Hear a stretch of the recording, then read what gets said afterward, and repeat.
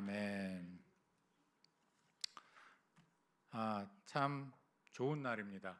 이 날씨가 모르겠어요. 이제 어제 저녁에도 좀 많이 선선해졌다 이런 걸 저는 좀 느끼고 있는데 그냥 이대로 계속 선선해졌으면 좋겠습니다. 습한 날씨를 또 경험하고 싶진 않은데 8월 달이 어떻게 될지 모르겠네요. 자, 지난주부터 저희가 믿음의 선배 바울이 이 후배 디모데에게 권고와 격려가 담겨 있는 본문을 이렇게 이야기하는 것을 묵상하고 있습니다. 그렇죠? 그래서 지난주에는 오늘과 동일한 본문을 읽었지만 이제 앞부분을 저희가 살펴봤고요. 오늘은 이제 그 뒷부분 11절 이하의 부분을 함께 보게 되겠습니다. 신앙의 선배가 후배를 아끼는 마음으로 나누는 이야기들을 들을 수 있는 것, 이거는 신앙 공동체인 교회의 너무나도 큰 자산입니다. 세상 어디에서도 들을 수 없는 신앙에 대한 아주 깊은 고민과 노력에 대한 것들이 여기 담겨져 있기 때문이죠. 세상에서는 아무도 신경 쓰지 않는 것들일지 모르나 하나님의 눈에 귀하다고 여겨지는 것들을 함께 꺼내놓고 이야기하고 거기서 서로 유익을 누리는 것, 이것은 하나님의 공동체 안에서만 이루어질 수 있는 것입니다. 성도의 모임과 교제가 소중한 이유가 바로 이런 것들 때문 아니겠습니까? 서로 사랑하면서 또 밀어주기도 하고 때로는 당겨주기도 하면서 어렵고 힘든 상황 속에서도 함께 신앙이 지어져 가는 것을 경험하기 때문일 겁니다. 우리가 디모데전서를 시작할 때에도 나눈 적이 있지만 지금 디모데의 지금 상태가 어떻습니까? 짠하죠, 한마디로. 그렇죠? 굉장히 짠한 상황입니다. 지쳐 있는 상황이죠, 디모데는. 녹록치 않은 목회 현장에서 지금 몸과 마음이 다 좀 힘이 듭니다. 그래서 나중에 저희가 살펴볼 이제 디모데전서 5장으로 가서 이제 보시면 여기에는 실제로 디모데에게 병이 있었다 이렇게 이야기하고 있습니다. 그래서 그 병을 위해서 포도주를 조금 쓰라 이런 얘기도 적혀져 있는데요. 그러니까 이러한 힘든 상황 가운데서 뭐 이 병이 목회 현장에 뛰어들기 전에 생긴 건지 그 후에 생긴 건지는 적혀져 있지 않지만 일단 몸이 성치가 않습니다. 게다가 받는 스트레스도 만만치 않습니다. 어마어마합니다. 자, 이러한 디모데가 여러분들 앞에 앉아 있다고 생각을 해보십시오. 여러분들 같으면 이 디모데에게 어떤 위로의 이야기를, 어떤 권고의 이야기를 해주시겠습니까? 지난 본문을 통해서 우리는 선배 목회자 바울이 이제 디모데에게 이같이 조언했던 것을 기억합니다. 제가 읽어드릴게요. 그리스도 예수의 좋은 일꾼이 될 수 있도록 어떻게 하라고 권고를 하죠? 말씀과 좋은 신학으로 양육되라. 그리고 경건으로 스스로 연단되기에 힘쓰라. 그리고 이 모든 과정을 통해서 소망은 오로지 하나님께만 있음을 기억하라. 이렇게 권고를 했던 걸 우리가 기억합니다.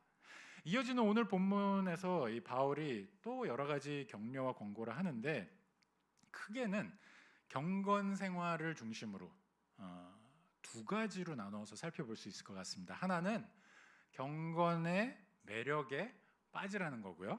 그다음에 또 한 가지는 경건의 그 과정 속에서 하나님께서 하시는 일을 보라는 겁니다. 자, 경건의 매력에 빠져라. 경건의 그 과정 가운데 하나님께서 하시는 일을 봐라. 이 두 가지입니다. 그러면 먼저 첫 번째 것부터 한번 보겠습니다.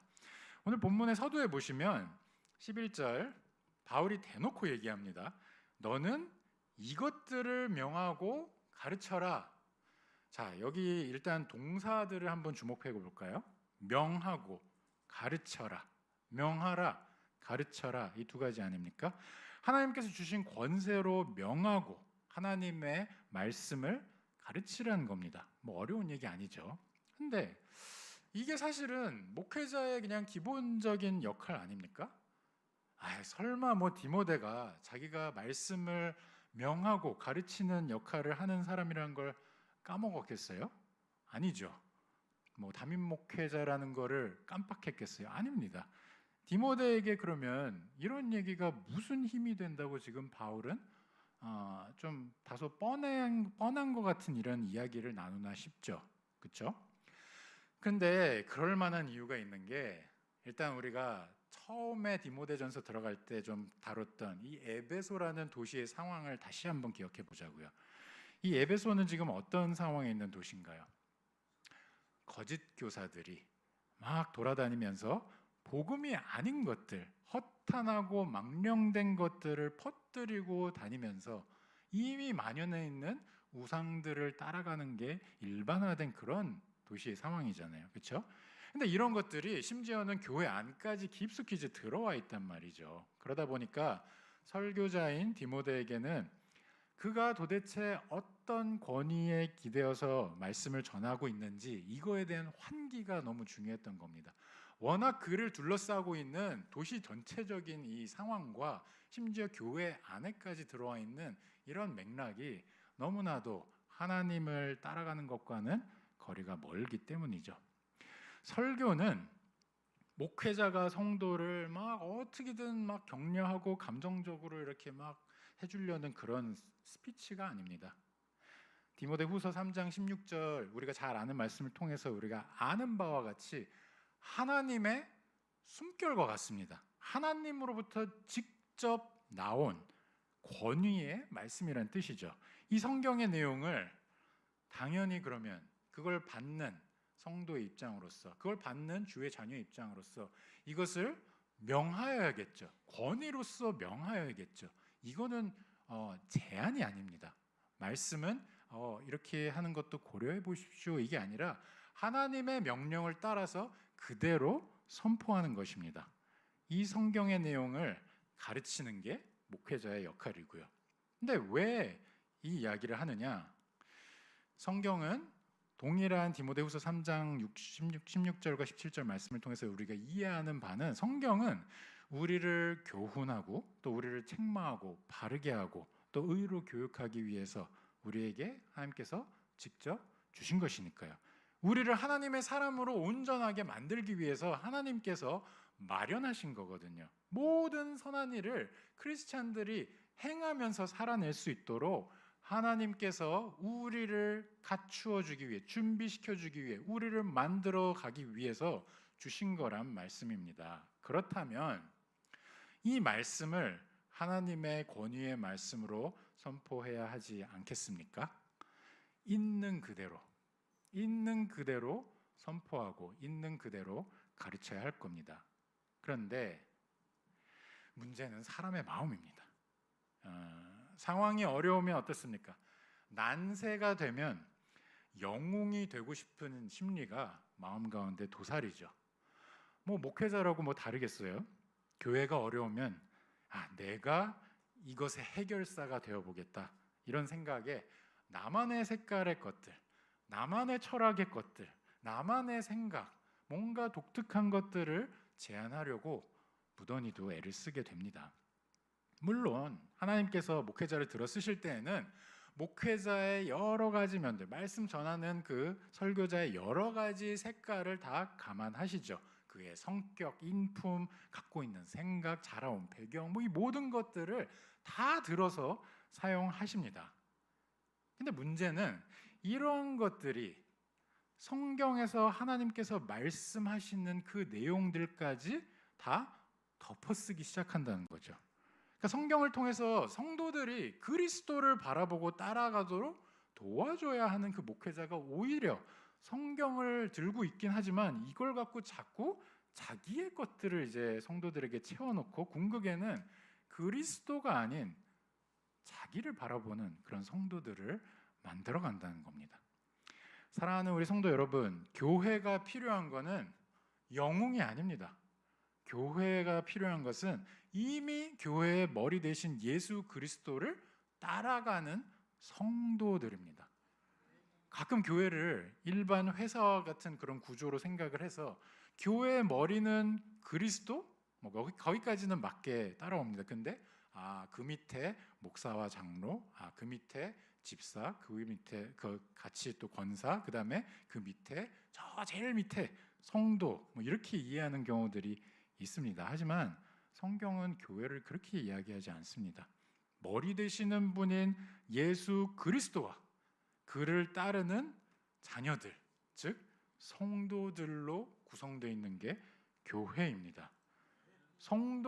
이 성도들이 머리 대신 예수 그리스도를 따라갈 수 있도록 도와주는, 섬기는 역할을 하기 위해서 세워진 자들이 목회자요, 장로요, 집사요, 권사인 겁니다. 그래서 그 과정에 목회자는 하나님의 말씀을 연구하고 있는 그대로 선포하고 가르치는 일에 힘쓸 수 있도록 그렇게 세움을 받은 것 뿐입니다. 요즘 들어서 참 많은 성도님들이 저를 비롯한 이 교육자들에게 응원과 격려의 메시지를 보내주시는 게 참 많이 느껴져서 굉장히 감사하면서 저희 교육자분들이 함께 목회를 애써서 하고 있습니다. 그런데 진짜로 기도해 주신 분들이 너무너무 많더라고요. 그래서 진심으로 감사하는 마음으로 이렇게 교회 가운데 하나님께서 성도들을 들어서 또 교육자들을 격려하시는구나, 이런 것을 느끼고 있습니다. 근데 이렇게 기도를 해주시기 때문에 제가 감히 부탁을 드리고 싶은 것은, 저와 교육자들을 위해서 기도해 주실 때요, 지금 우리가 본문에서 본 바울이 권고한 그 내용처럼 기도해 주셨으면 좋겠습니다. 무슨 얘기냐면요, 이 말씀을 힘있게 명하고 있는 그대로 가르치는 그런 교육자가 될 수 있게 그렇게 기도해달라는 말씀입니다. 그러니까 자기의 어떤 능력, 내가 갖고 있는 어떤 특별한 기프트, 이런 것에 기대어서 말씀을 전하는 게 아니라 말씀의 능력에 기대어서 거기서 오는 힘으로 스스로가 하나님 앞에 엎드려서 그것을 성도들에게 명하고 가르칠 수 있게 해달라고, 그렇게 꼭 기도해 주십시오. 기도해 주실 수 있으시죠? 네, 이미 많은 분들이 하고 계신 줄로 알고 있습니다. 자, 그런데 바울이 처해 있는 이 환경이 거짓 교사만 있는 게 아니었습니다. 교회 안에도 좀 힘들게 하는 사람들이 있었나 봐요. 그래서 12절을 보시면 누구든지 내 연소함을 업신여기지 못하게 하고, 이렇게 바울이 이야기합니다. 자, 여기 업신여기다는 이 말은요, 뭐 있는 그대로입니다. 어려운 얘기가 아닌 게 만만하게 여기고, 만만하다 못해서 이제는 아예 무시를 하고, 뭐 말씀 사역자로서의 그 권위를 인정하지 않는 것, 함부로 이러쿵저러쿵 평가의 잣대를 들이대는 것, 이런 것을 뜻합니다. 그런데 가만 보니까 그 결정적인 이유가 뭐라고 적혀져 있죠? 연소함, 그러니까 나이였다고 얘기를 합니다. 나이요. 자, 여러분들 디모데가 몇 살이었을 것 같습니까? 이 편지를 받았을 때? 많은 학자들이 이거를 이제 연구하고 공통적으로 추정을 하는 거는요, 디모데의 이때 나이가 대략 30대 중반에서 40대 초중반까지 그 사이였을 거다, 이렇게 이야기를 합니다. 그러니까 에베소 교회에서는 이 정도의 나이대가 너무 어리다, 이런 분위기가 있었던 모양이에요. 여기 지금 말씀을 듣고 계시는 우리 엎드림과 두드림 분들, 우린 아직 젊습니다. 네.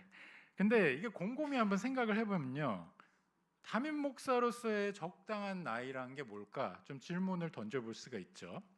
물론 인생의 그 연륜의 단계마다 하나님께서 주시는 지혜가 있습니다. 그래서 그런 것들을 감안할 때 어느 정도는 나이가 고려가 되어야 되지 않겠어요? 그렇죠? 그래서 예를 들어서 막 질풍노도의 시기에 있는 청소년을 막 담임 목사로 청빙해 오지는 않겠죠, 그렇죠? 그리고 또 생각을 해보면 예수님은 어떻게 목회를 하셨지? 좀 곰곰이 생각을 해보면 30살, 30세에 이 공생의 사역을 시작하셨잖아요. 그래서 3년간 그 사역을 감당하셨고, 사도 바울 같은 경우에는 이거 역시 이제 학자들이 추정하기로는 30대 중반 정도의 나이에 사역을 시작했을 거라고 봅니다. 결국에 지금 에베소 교회 안에서 지금 디모데를 어리다 이렇게 업신여기는 자들이 어떤 규정이나 어떤 기준이 있어서 지금 그렇게 얘기하는 게 아니라 결국에는 자기의 색안경, 자기의 생각, 자기의 느낌으로 지금 디모데를 바라봤던 겁니다. 물론 이 중에는 디모데보다 나이가 많아서 나보다 어린 사람이네, 적합하지 않아, 담임 목회를 하기엔 부족하다 이렇게 생각하는 사람들도 있었을 것이고요. 아니면 그래도 목회자라면 60대는 돼야지 이렇게 생각하는 분들이 또 30대, 40대 너무 어린데 이렇게 생각을 했을지도 모릅니다. 이런 상황을 누구보다도 잘 알고 있는 게 바울입니다.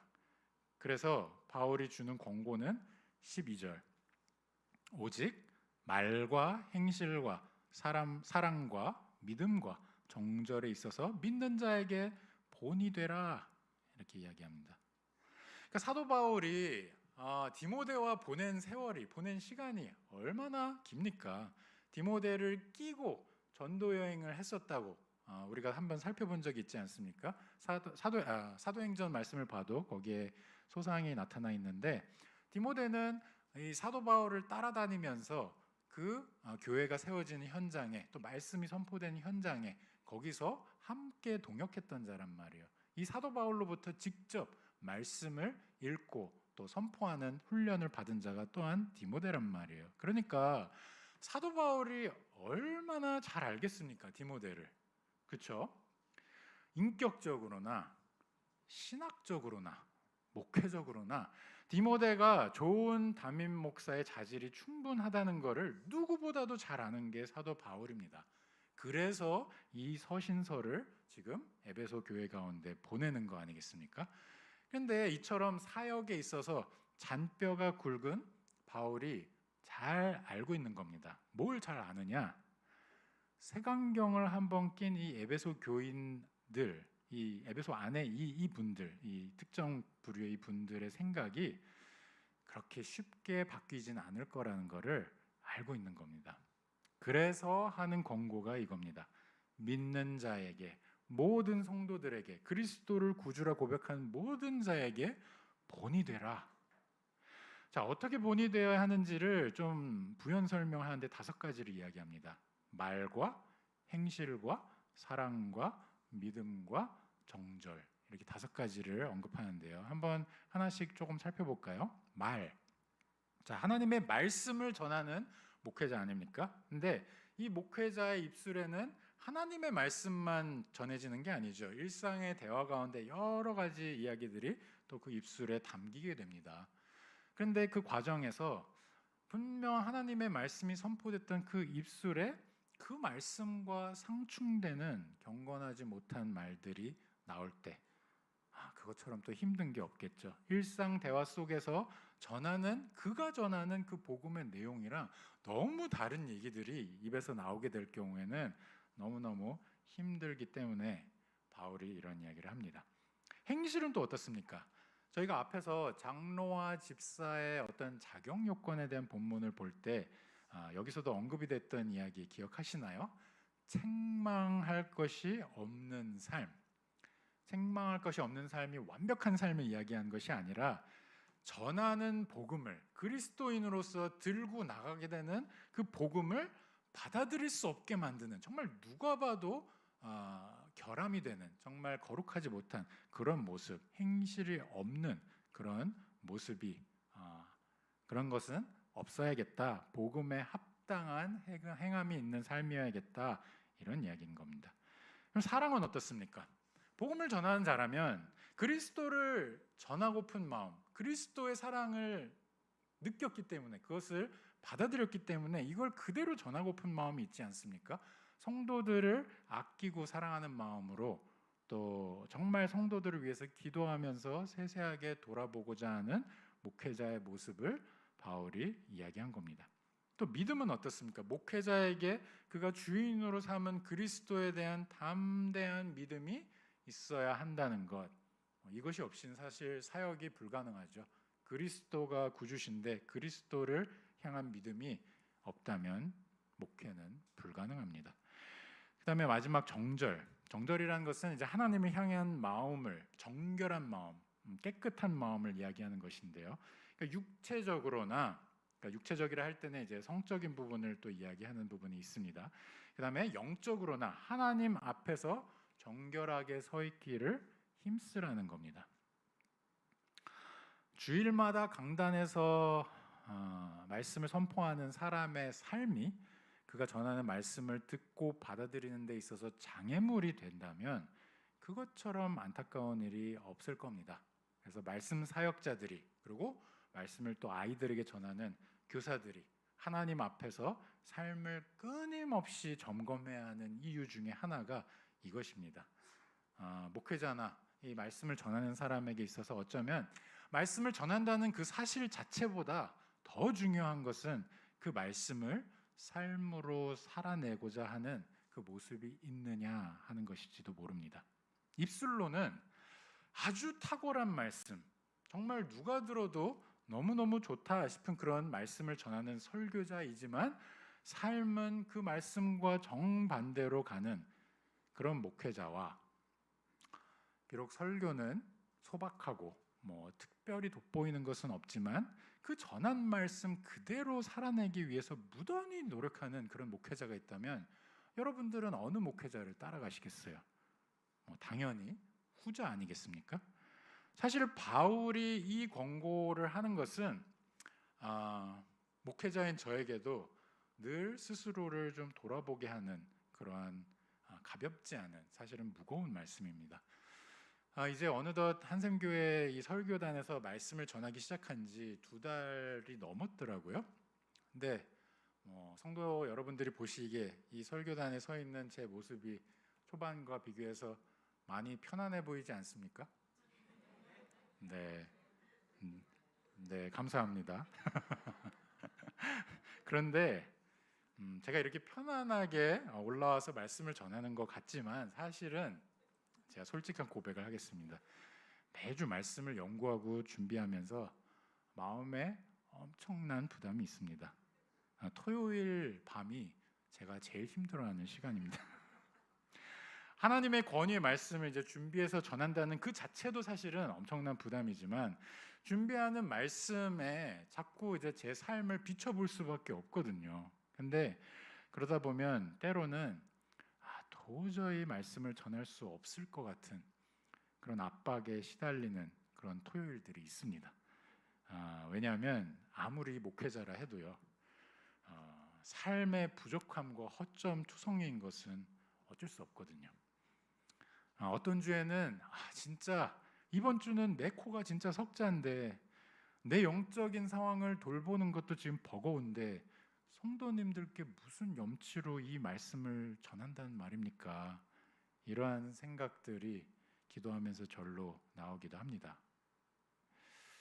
그럼에도 불구하고 아직까지는 제가 갑자기 설교단에서 사라지는 일은 없지 않았습니까?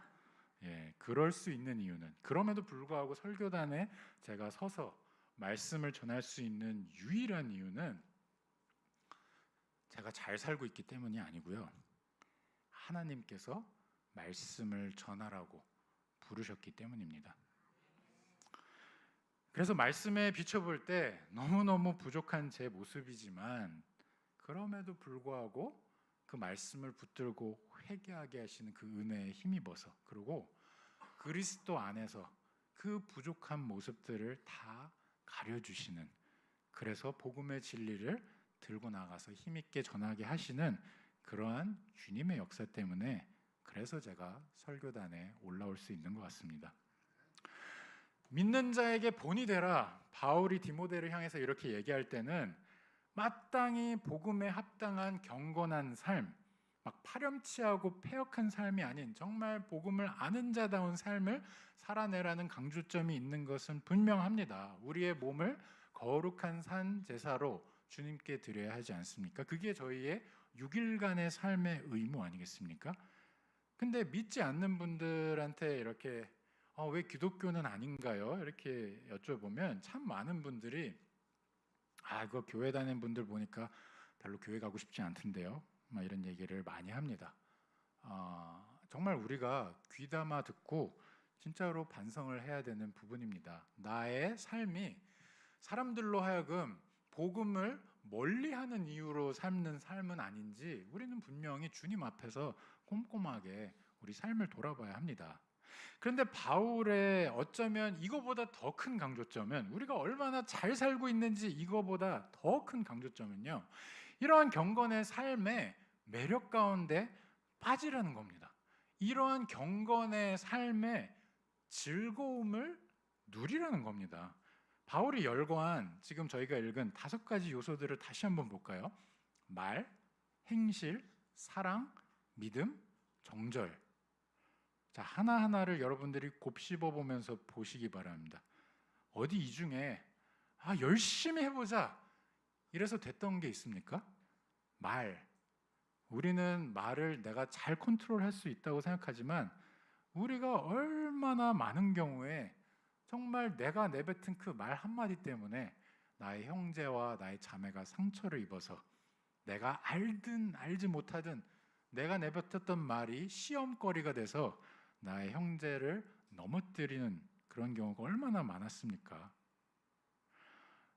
더 사랑해야 되는데, 내가 나의 지체를 더 사랑해야 되는데 얼마나 많은 경우에 지금 나는 바빠, 지금 나는 내 코가 석자야 해서 남에게 그 어려운 상황을 뻔히 알면서 그 성도의 힘든 경우를 알면서도 전화 한번 걸어주지 못한 경우가 얼마나 많습니까?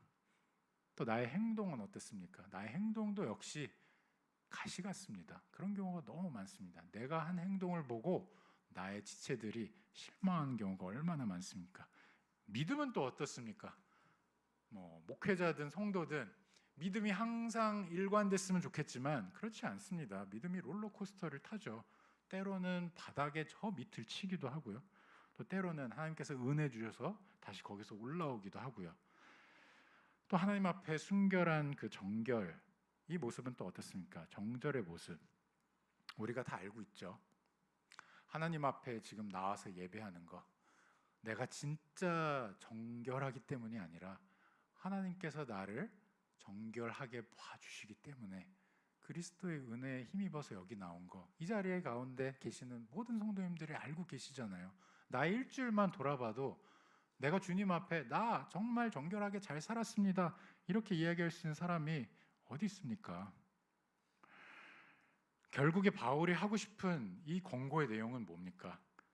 이러한 것들을 실천하는 경건의 삶으로 내가 좀 그래도 괜찮은 성도다, 내가 그래도 괜찮은 목회자다, 이걸 증명하라는 얘기가 아닙니다. 오히려 바울이 지금 이야기하고 있는 거는요, 복음에 감격해서 정말 예수 그리스도를 구주로 받아들인 자가 너무나 이게 감사하고 고마워서 어떻게든, 부족하지만 어떻게든 경건을 살아내려고 그렇게 노력하는 거. 그래서 때로는 이거에 성공하기도 하지만 하나님께서 은혜 주셔서 때로는 여기에 실패하기도 하는데, 이 모든 것들을 다 통틀어서 이걸 사용해서 나의 이 부족한 삶을 통째로 사용하셔서 이것이 사람들로 하여금 그리스도께 나오게 이끈다는 겁니다. 구역 모임이나 성도 간의 교제에서 발견하는 세상에서는 맛볼 수 없는 기쁨이 뭡니까? 나의 처참한 실패, 정말 부끄러운 실패를 통해서도 나의 형제와 자매가 은혜를 받고 도전을 받고 또 거기서 용기를 내서 하나님을 더 경외하게 되더라는 겁니다. 이게 크리스찬의 경건 생활의 매력 아니겠습니까? 내가 이걸 완전히 다 살아냈기 때문에 그래서 너희도 나랑 똑같이 이렇게만 하면 돼, 이걸 전하는 게 아니라요, 나도 진짜 매일매일이 힘들다, 정말 나도 매일 스트러글한다, 하나님 앞에서 진짜 나의 이런 연약한 부분들이 계속해서 나를 힘들게 한다. 그렇지만 하나님께서 주시는 은혜가 있다, 그리스도께서 주시는 은혜가 있어서 내가 버티고 지금 여기에 서 있는 거다. 이러한 이야기들이 나눠질 때 나의 약함을 통해서도 그리스도의 강함이 드러나기 때문에 성도의 교제에는 아주 특별한 것이 있는 겁니다.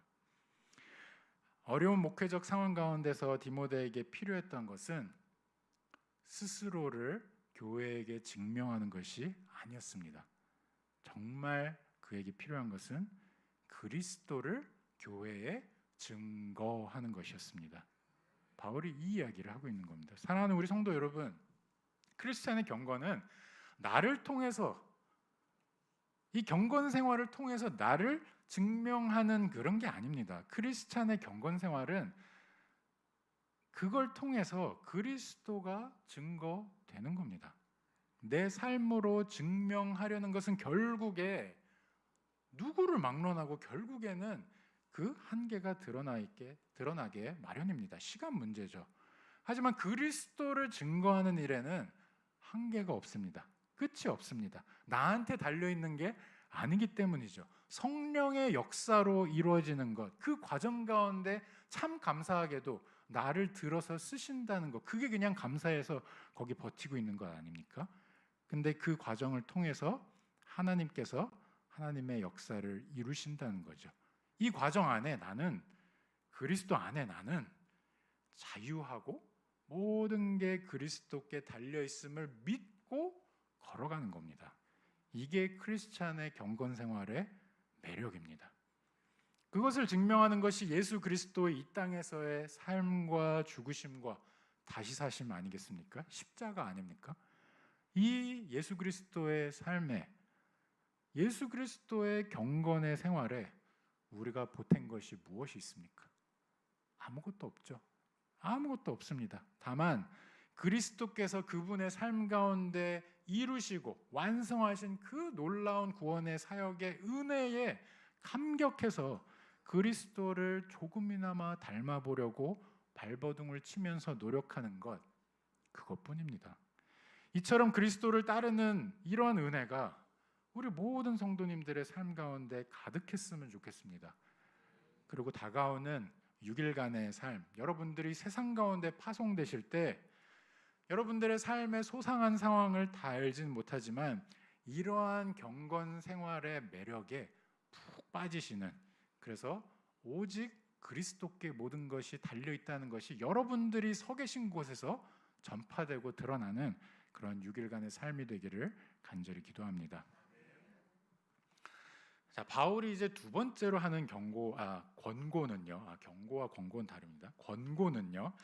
경건의 과정 속에서 하나님께서 하시는 역사를 묵묵히 바라보라는 겁니다. 자, 이게 무슨 뜻인지 좀 살펴볼까요? 바울이 이야기하는 13절을 한번 보겠습니다. 내가 이를 때까지, 그러니까 바울이 도착할 때까지 읽는 것과 권하는 것과 가르치는 것에 전념하라, 이렇게 바울이 이야기합니다. 자, 이거 읽는 것과 성경을 읽는 것과 성경을 권하고 가르치는 것, 이거 뭐 목회자에게 당연한 얘기 아닐까요? 근데 왜 지금 바울이 이것을 권하고 있죠? 이게 이제 목회 현장이 어려워지면 목회자들의 마음에 가장 먼저 깃드는 생각은 뭔가 다른 돌파구를 좀 찾아볼까 하는 그런 마음이기 때문에 그런 것 같습니다. 당대 상황이 어떤 상황이었죠? 이 에베소라는 이 도시에는 앞서가는 도시였죠. 문화적으로나 종교적으로나. 여기에는 헬라의 어떤 종교적인 담론들, 그리고 헬라의 이 철학적 담론들, 그리고 유대인들의 종교적인 담론들, 이런 것들이 굉장히 만연해 있었습니다. 그래서 심지어 이런 내용들이 교회 안까지 이제 들어와 있는 것이죠. 근데 디모데라고 왜 이런 생각을 안 했겠습니까? 지금 사람들에게 먹히는 거는 이런 얘기들이구나. 사람들이 지적인 호기심이 참 많구나. 이러한 욕구를 채워줌으로 인해서 이 목회의 어려움을 돌파해 볼까? 왜 이런 생각이 없었겠어요? 그래서 바울이 권고를 하는 겁니다. 내가 올 때까지, 내가 올 때는 하나님의 말씀을 전하러 올 텐데 내가 올 때까지 하나님의 말씀에, 오직 그 말씀에 매진하라고 이야기하는 겁니다. 목회 현장인 교회는 결국에 하나님의 말씀의 역사가 이루어지는 곳입니다. 말씀이 중심이 되어서 교회의 모든 부분의 사역이 이루어지고, 말씀이 중심이 되어서 교회의 모든 활동과 교제가 이루어지는 곳, 그곳이 바로 그리스도 중심적인 교회인 겁니다. 이 말씀을 실천하는 것이 바로 경건의 삶이고요.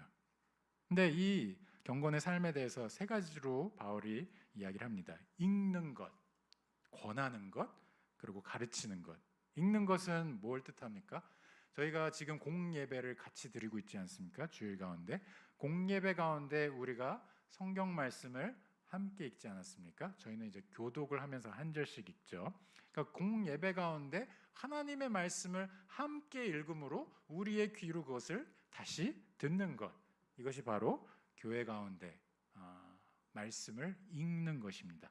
근데 공예배에만 이것이 해당되는 게 아닙니다.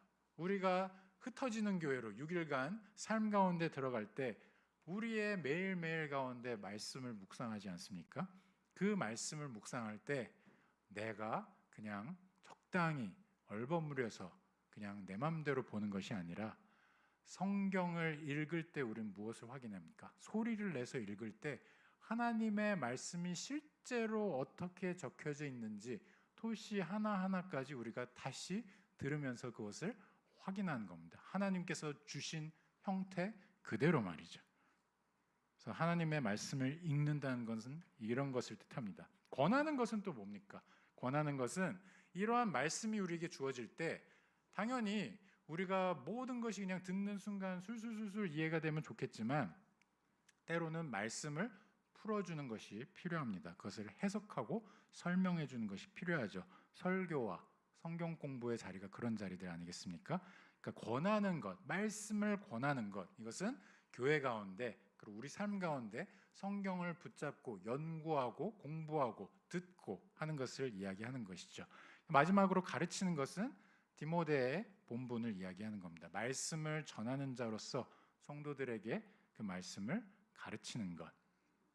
그러니까 결국에 하고 있는 얘기는 말씀을 중심으로 이런 다양한 경건의 노력들이 크리스찬의 경건 생활의 중심에 놓여 있어야 한다는 것을 지금 바울은 이야기하고 있는 겁니다. 우리는 간혹 하나님의 말씀을 먼저 생각하기보다 경건 생활을 떠올리면 우리가 뭘 해야 하는가 여기에 더 중점을 두는 경우들이 많습니다.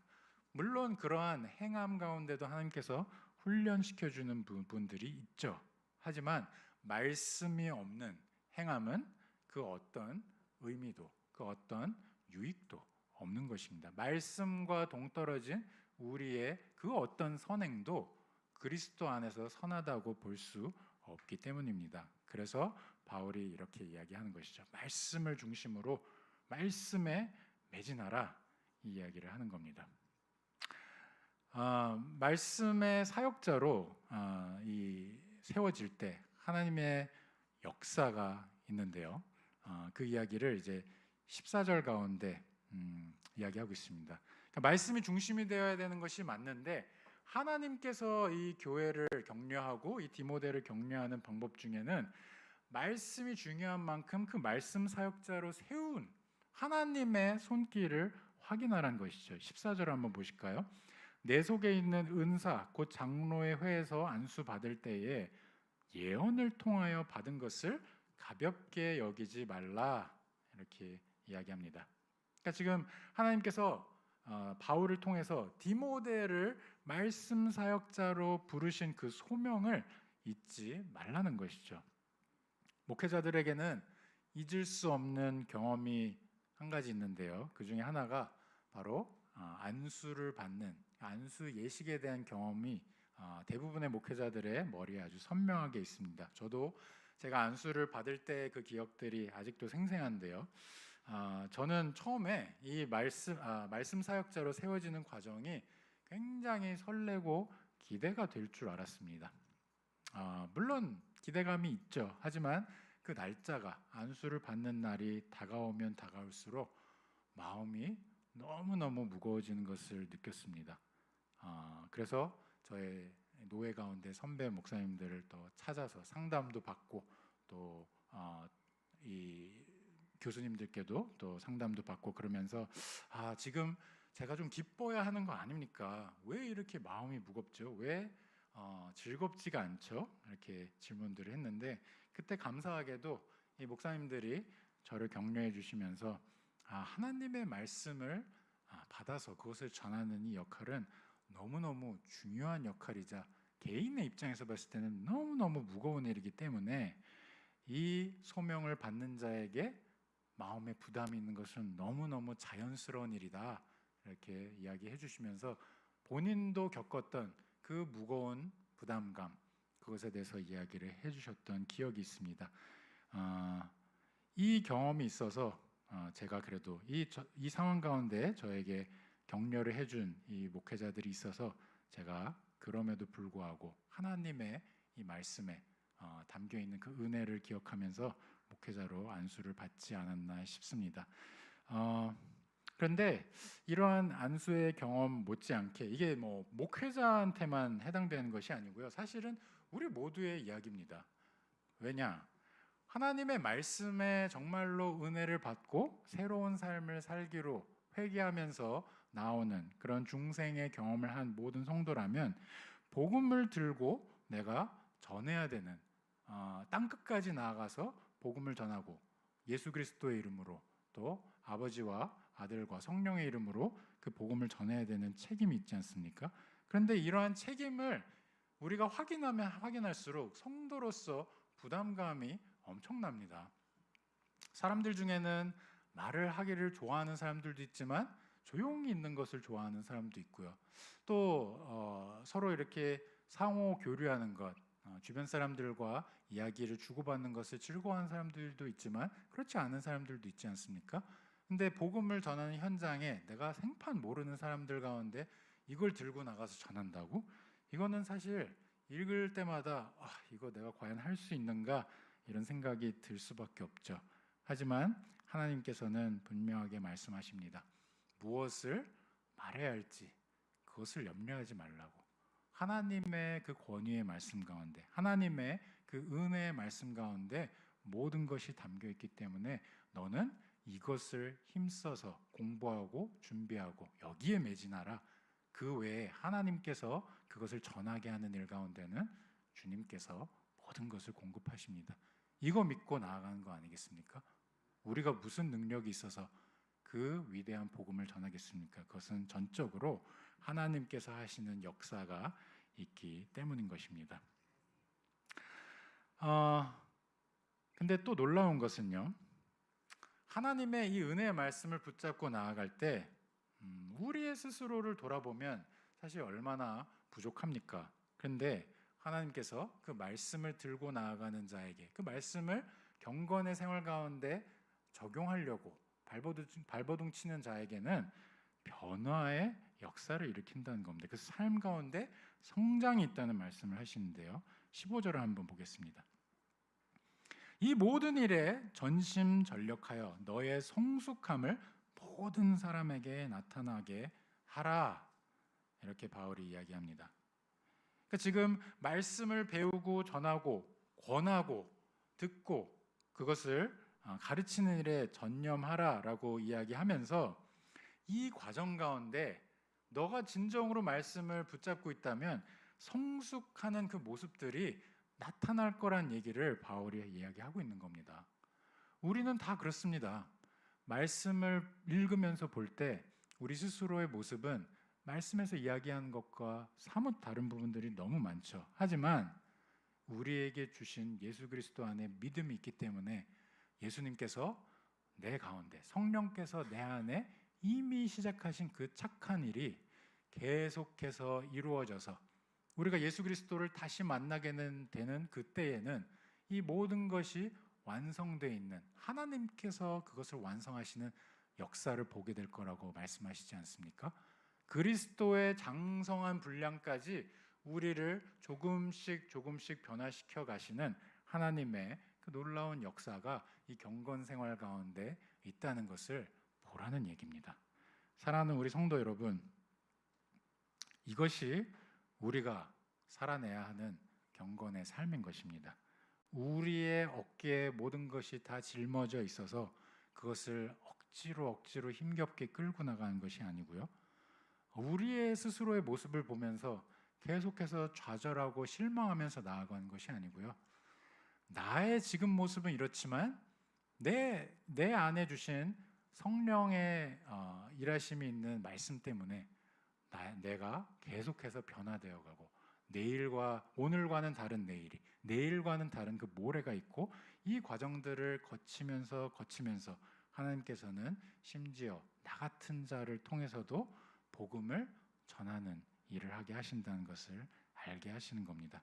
경건의 생활의 기쁨과 즐거움은 하나님의 이런 역사를 확인하는 데 있는 것이지 내가 얼마나 완벽하게 지켰느냐 그것에 체크마크를 표시하는 것에 있지 않는 것입니다. 이제 마지막으로 16절을 봄으로 이 말씀을 마치도록 하겠습니다. 16절을 보시면 바울이 이렇게 권고합니다. 내가 내 자신과 가르침을 살펴 이 일을 계속하라. 이것을 행함으로 내 자신과 내게 듣는 자를 구원하리라. 아멘. 지금 이 앞에 15절까지 이 바울이 권고한 이야기는 성도의 경건의 삶 가운데는 결국에 성화가 있다는 것을 이야기하는 거 아닙니까?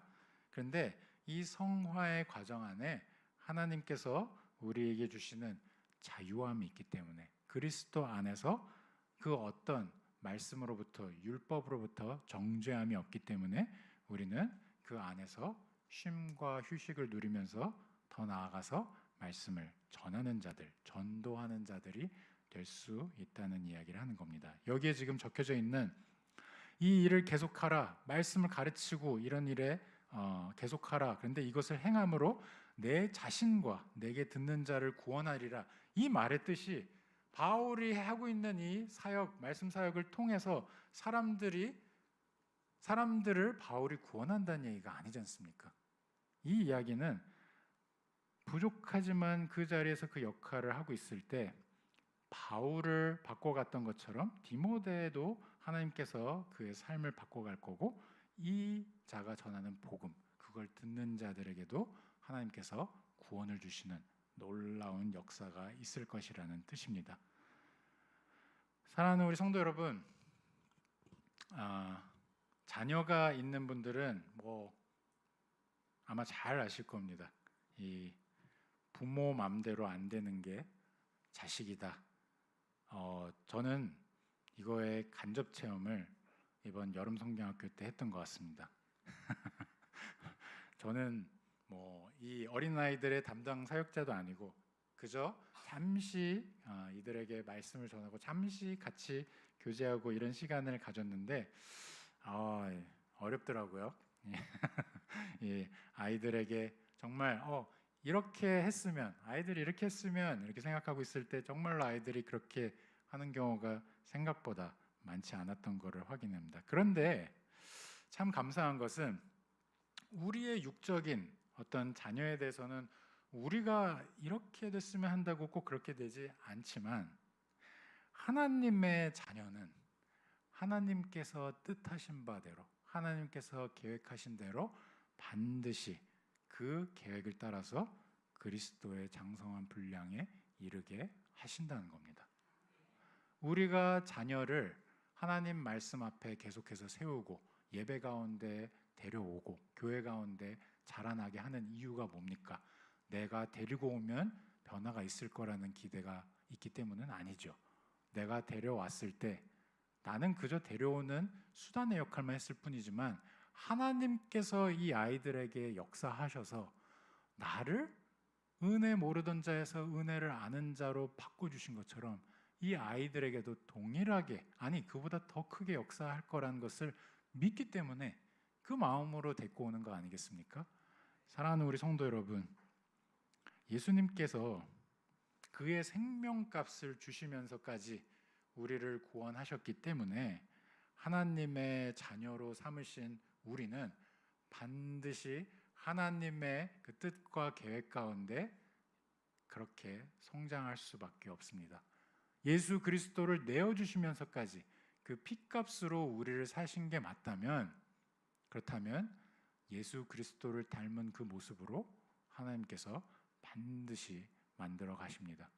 지금은 우리가 서로를 보면서 아유 아직 멀었네 이런 얘기를 할지도 모릅니다. 스스로를 보면서 제일 많이 하죠. 야, 어떻게 이렇게 한심할 수 있을까? 하지만 하나님의 눈으로는 다릅니다. 하나님께서 보시기에는 이미 계획되어 있는 그 영광스러운 모습까지 우리를 바꿔가시는 그 계획에는 한치의 오차도 없다는 것, 그것을 기억하시면서 믿고 나아가시기 바랍니다. 다 함께 기도하시겠습니다. 하나님